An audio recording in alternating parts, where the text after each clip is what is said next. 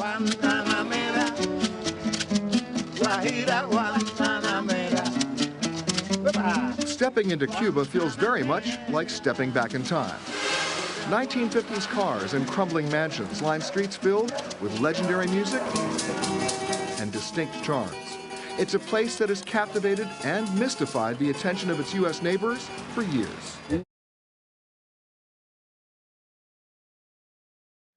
In 1959, when Fidel Castro overthrew the American-backed Batista, he implemented a communist government that became close allies with the USSR. In a time where the Cold War was about to reach its peak, the situation was gaining tension as the time passed. He had led a revolution that overthrew a hated dictator.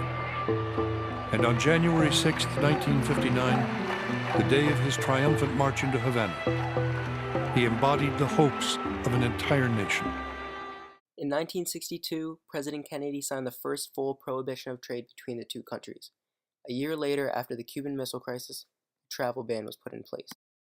Even with these sanctions, the Castro regime has stayed in power. Recently, Fidel Castro had to give up his power due to health problems, but his brother Raul has stepped into his place, continuing on with his communist government.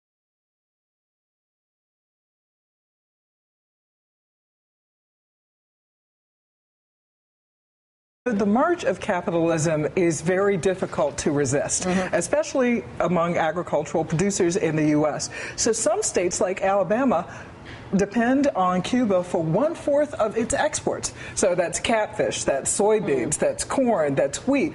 It's a number of different products. And there is a march to do more. So in 2001, this was $4 million. In 2012, it was $400 million. Our conclusion is that Cuban American families have suffered a terrible human cost as a result of this policy.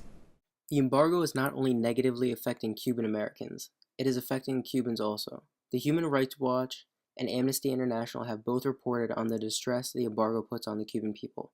Although the healthcare system is working relatively well, there are certain strains that make it harder for Cubans to receive medical supplies. We can't obtain the top-quality American-made drugs and equipment we need. They are our nearest neighbor, so transport would be quicker and cheaper, and we wouldn't need expensive intermediaries.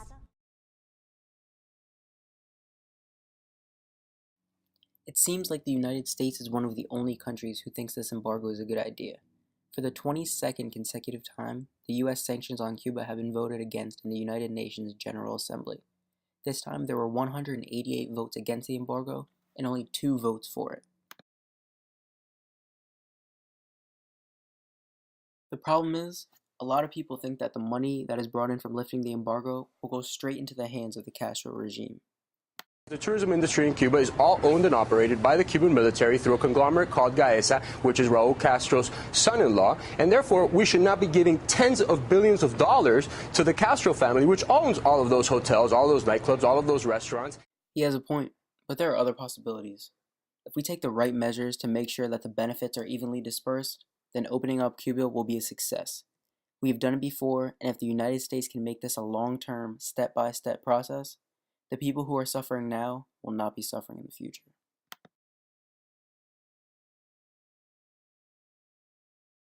Kathy Castor, a Florida representative, has shown interest in Cuba and thinks getting more involved may benefit both us and the Cuban population. Embargo of 50 years preventing interaction economically and politically has not brought any change to the island. I think it's time for further engagement.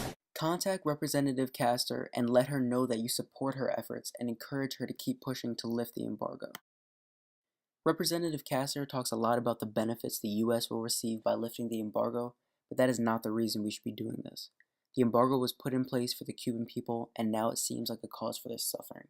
So let's do it because there are people who deserve to be able to take care of their families. Let's do it because they deserve their human rights. Let's do it because they have struggled for far too long.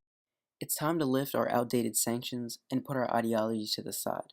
Instead of fighting for what once was, let's fight for what will be and lift the people who we have been holding down for so long.